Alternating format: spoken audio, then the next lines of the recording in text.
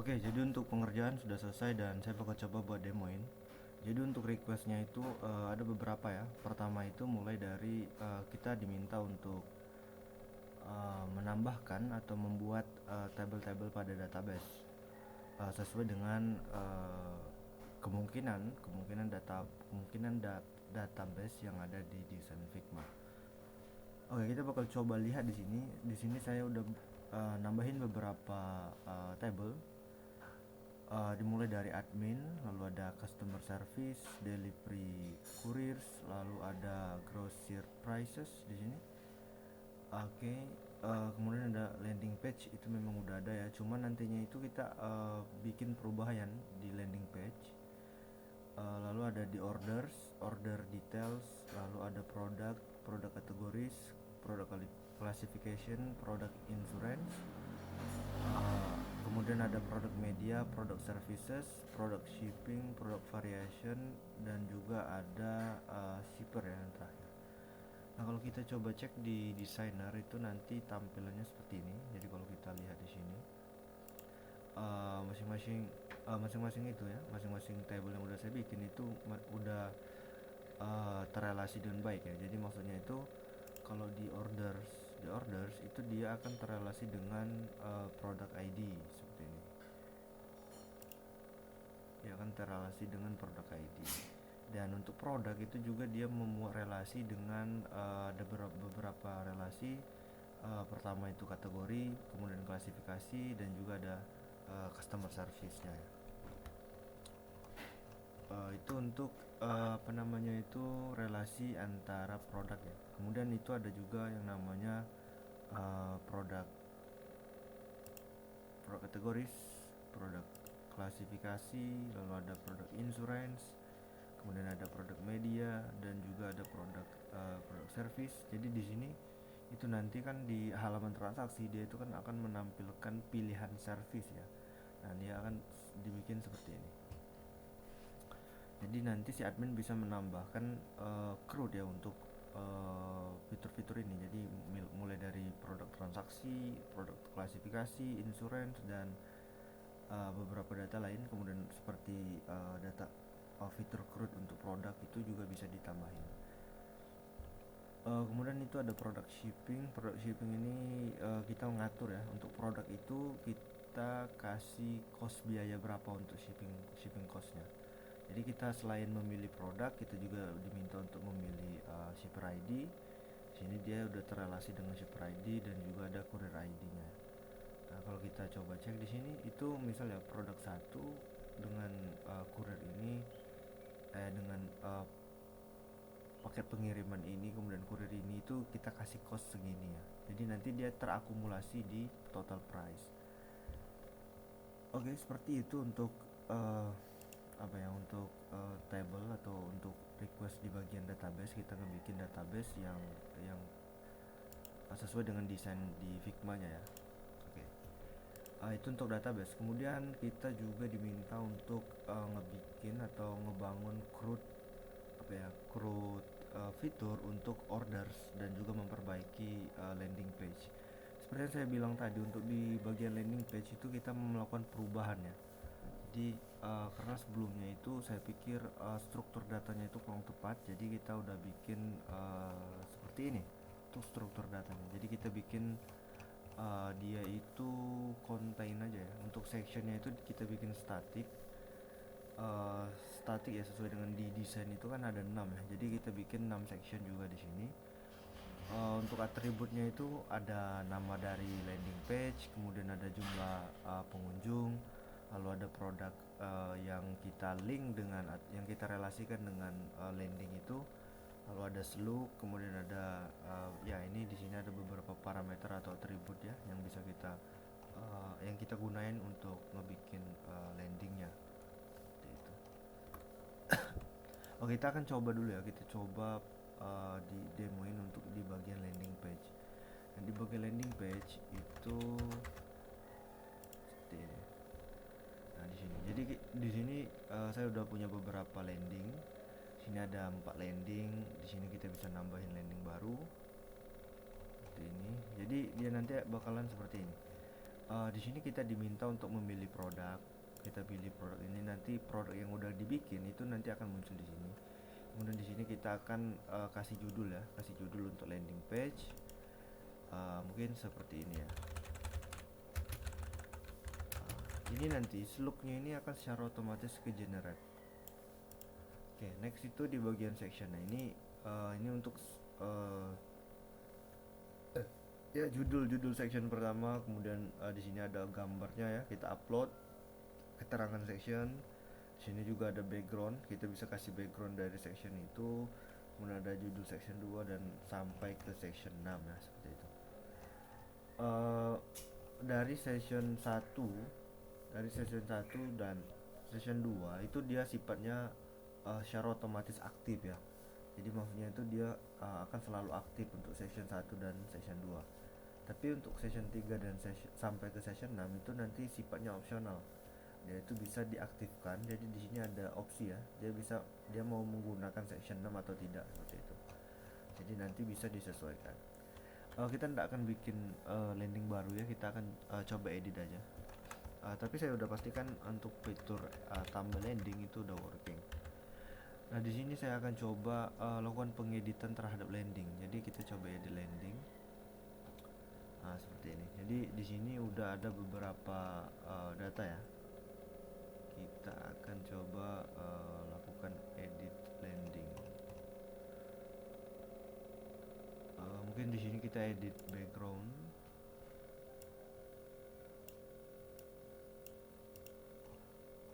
Lalu edit foto. Ini juga kita edit backgroundnya.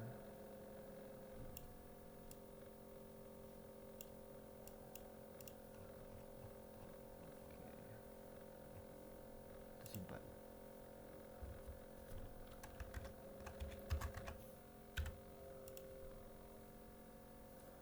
Nah di sini data landing tadi udah berhasil kita simpan. Nah kalau kita pengen cek itu kan ada button link di sini, kita bisa cek landingnya.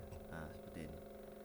Jadi untuk kita bisa lihat di sini untuk section itu ya nanti bakalan seperti ini untuk landing page-nya ya. Untuk landing page ya tadi. Oke, kita coba edit ulang ya. Kita coba edit ulang. Jadi ini kan untuk landing yang ini, kita bisa landing page yang benar ya itu. Nama landingnya udah benar, lalu ada di sini landing page yang benar. Kita bisa ya ini udah sesuai tadi. Kita bisa edit. Oke, kita bisa edit background section. Kita bisa lihat juga ini kan ada section 3. Kita bisa nonaktifin aja tadi. Kita bisa lihat di sini kan section 3 ini kan aktif ya. Karena saya tidak ada data untuk mengisinya, itu saya kosongin aja dulu. Nah, di sini kita simpan landing ya. Oke, lalu kalau kita refresh, nah di sini untuk section 3-nya tidak ada lagi, dan untuk warnanya itu udah sesuai dengan yang kita tetapin ya. Oke, kita coba edit juga lagi. Kita coba edit untuk backgroundnya itu mungkin kita kasih ini ya, kita kasih warna ini.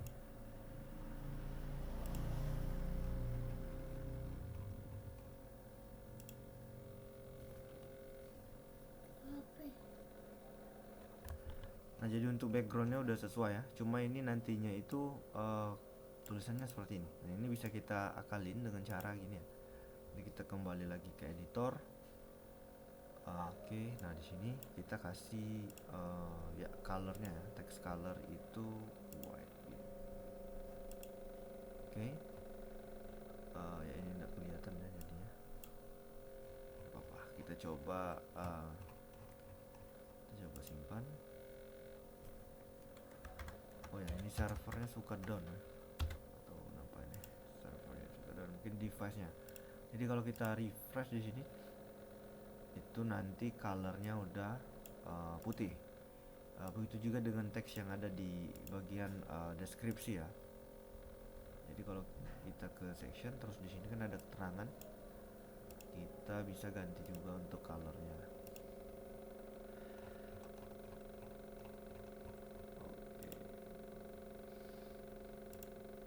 refresh.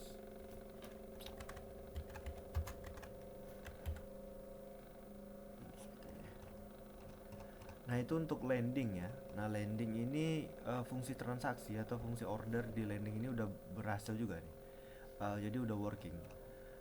Di sini nantinya itu dia akan menampilkan data variasi itu secara otomatis ya. Maksudnya itu kan dia link ya, dia itu terrelasi dengan produk. Kita kan bisa atur ya tadi produk mana yang kita pengen ya gitu. Nah, untuk di sini dia akan nampili variasi dari produk itu. Jadi kan produk itu dia juga ada yang namanya apa ya? Product variation. Jadi di sini kita bisa lihat di sini itu untuk produk ID itu dia ada dua variasi yang udah kita bikin. Di sini kita bisa tetapin juga ini ada price, juga ini ada stok dan juga status. Cuma nantinya itu untuk CRUD produknya memang belum ada, tapi nanti kalau ngebikin fiturnya itu nanti bisa gunain atribut ini seperti stok, status dan lain sebagainya itu bisa ditambahkan ya seperti itu. Jadi nanti di sini kan dia nanti tambah ya, nanti dia akan muncul. Gini ya, untuk landing ini dia kan terrelasi dengan produk ID ini. Nah, kita bisa lihat di variasi ini itu ada dua variasi. Nah, variasi itu akan ditampilkan di sini. Seperti itu. Jadi kalau kita coba bikin transaksi ini kita coba masukin data.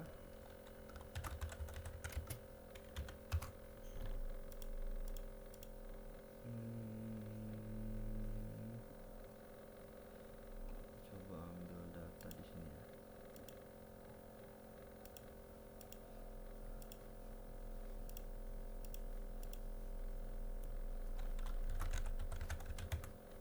Oke, seperti ini. Nah, untuk service ini nantinya itu di bagian service juga bisa ditambahin. Jadi maksudnya itu kalau kita ke produk service, kita bisa lihat untuk produk ID itu servisnya apa aja. Jadi di sini kan kita tetapin untuk produk satu itu servisnya ada dua ya. Jadi kalau kita lihat di sini itu akan ada muncul dua service opsi yang bisa dipilih sama si calon customer. Dan service itu juga bisa ditetapin costnya ya. Jadi di sini kita bisa ini ada value atau attribute cost. Nah ini bisa nantinya bisa diatur. Cuma CRUD-nya belum ada, tapi nantinya itu ya kita bisa atur. Ini juga nantinya akan secara otomatis ini ya apply ke total price. Jadi seperti itu. Jadi kalau kita coba pilih yang 50, kita bisa lihat ini ada biaya service 50.000. Lalu untuk pengiriman itu kita bisa pilih sini ada dua ya, ada si cepat dan juga ada JNT di situ. Lalu untuk payment transfer di sini payment methodnya itu hanya ada pembayaran. Nah untuk payment method itu nantinya itu ada pada bagian mana ya? Pada bagian oh ya di bagian produk. Jadi di bagian produk itu ada yang namanya atribut payment transfer, payment COD dan juga payment e-wallet. Nah di sini itu nanti uh, dalam CRUD ini ya dalam produk itu nanti bisa dibikin apakah produk ini support payment transfer, payment COD atau payment wallet seperti itu. Jadi kalau kita coba bikin di sini kita bikin COD-nya support, nanti seharusnya itu bakalan muncul di sini ya COD. Oke seperti itu. COD-nya udah muncul. Jadi kalau kita coba klik di sini, kita bikin transaksi tadi, belum ya. Kita bikin transaksi.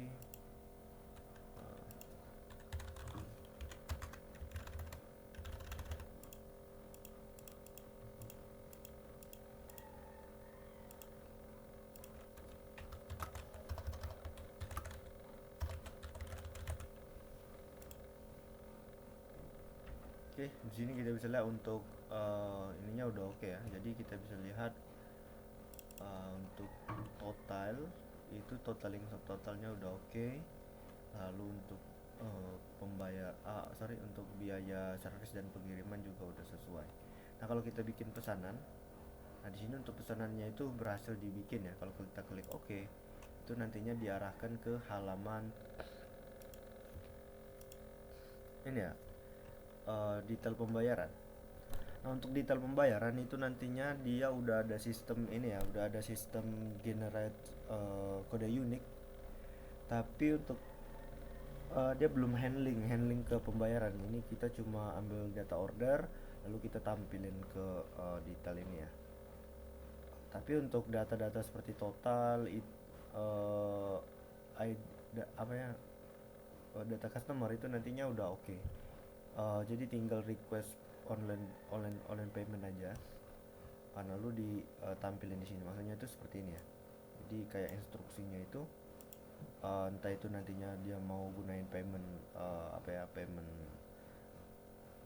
payment gateway atau dia mau gunain apa ya, manual payment seperti ini. Jadi soalnya juga di bagian sini kan ada notes-nya ya. Di sini ada payment transfer notes dan juga ada beberapa notes lain untuk payment lain. Itu bisa digunain nanti.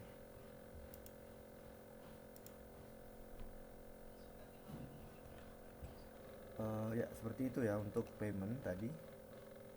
Jadi kalau kita udah di bagian transaksi kita bisa melakukan ordernya masuk, terus nantinya itu si customer itu akan diarahkan ke halaman payment. Nah itu untuk di landing ya, jadi flownya seperti itu. Kalau kita refresh di sini untuk visitornya itu setiap kali ada yang load halaman landing itu nantinya akan increase ya untuk value visitornya. Di sini kita bisa edit, kita juga bisa hapus ya, hapus data landing. Jadi CRUD-nya udah working.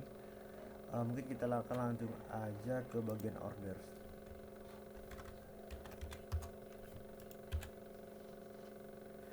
Nah di bagian order itu nanti akan muncul ya order-order yang baru aja dibikin.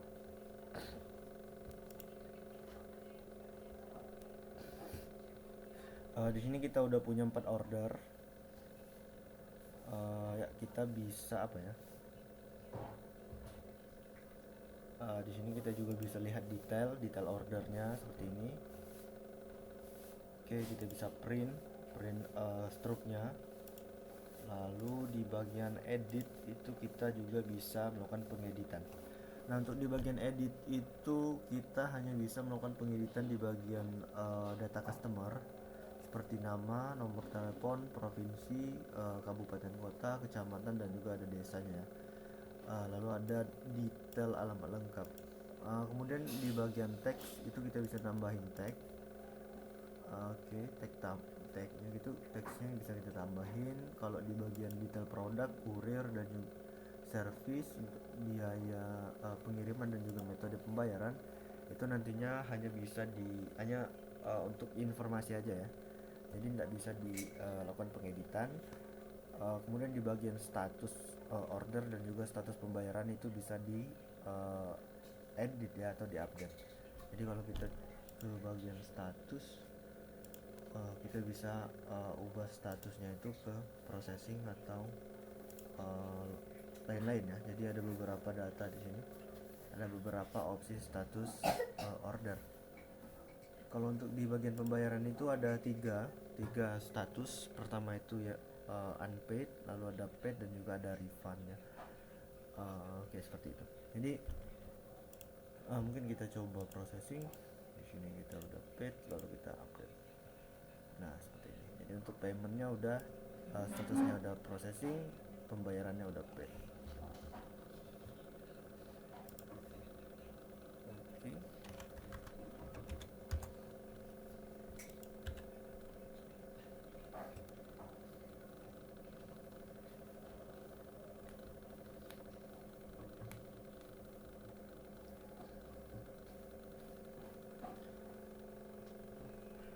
Oke, mungkin segitu aja ya untuk video demonya. Jadi dimulai dari request ngebikin database. Jadi kita udah bikin semua table yang sekiranya itu nantinya bakalan berguna sesuai dengan desain Figma.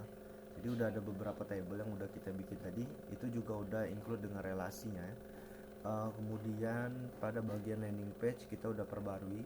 Jadi sebelumnya itu landing page-nya nggak berfungsi. Dan juga di bagian landing page ini kita udah juga melakukan perubahan datanya, struktur data kita lakukan perubahan juga. Landing page itu kita bisa nambahin apa ya, kita bisa nambahin data baru, edit dan juga hapus, itu CRUD-nya udah working. Kemudian pada bagian edit itu atau juga tambah itu kita bisa kita bisa atur background, title dari konten, gambar dan lain-lain itu bisa kita atur nantinya di bagian landing page. Ya itu untuk landing page. Kemudian di bagian transaksi di landing page itu juga udah working, jadi si pengunjung itu bisa melakukan transaksi atau melakukan order. Lalu pada bagian order admin itu kita bisa melihat data order, mengedit dan juga melakukan print data ya, seperti itu. Oke, mungkin segitu aja untuk video demonya, mudah-mudahan sesuai dengan request dan juga bisa dimengerti ya. Terima kasih.